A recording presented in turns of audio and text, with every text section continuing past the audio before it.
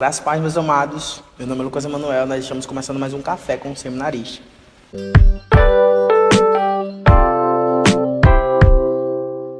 Bom, hoje eu vou falar sobre um trecho das Escrituras que é muito conhecido. Mateus, capítulo 14. Essa passagem ela vai do versículo 22 ao versículo 33.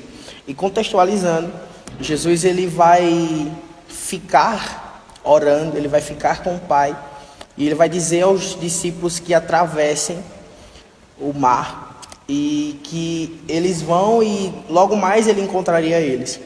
Mas Jesus ele vai encontrar eles andando sobre as águas. E eu queria começar lendo a partir do versículo 26. Quando os discípulos o viram caminhando sobre as águas, ficaram aterrorizados. É um fantasma, gritaram, cheios de medo. Imediatamente, porém, Jesus lhes disse: não tenham medo, coragem, sou eu. Então Pedro gritou: se é realmente o Senhor, ordene que eu vá caminhando sobre as águas até onde estás. Venha, respondeu Jesus. Então Pedro desceu do barco e caminhou sobre as águas em direção a Jesus. Pedro, ele ficou conhecido por ter andado sobre as águas, por, além de Jesus, ele ser o único homem que andou sobre as águas. Mas nessa parte das Escrituras fica algo evidente, que salta aos olhos.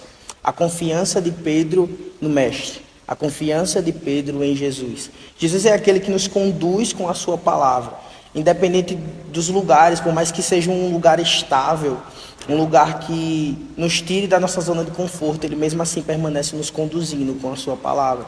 E Pedro, nesse trecho das Escrituras, ele pôde provar disso. E nós também queremos e nós também podemos provar disso. Anteriormente, Pedro ele também passou por um acontecimento com Jesus.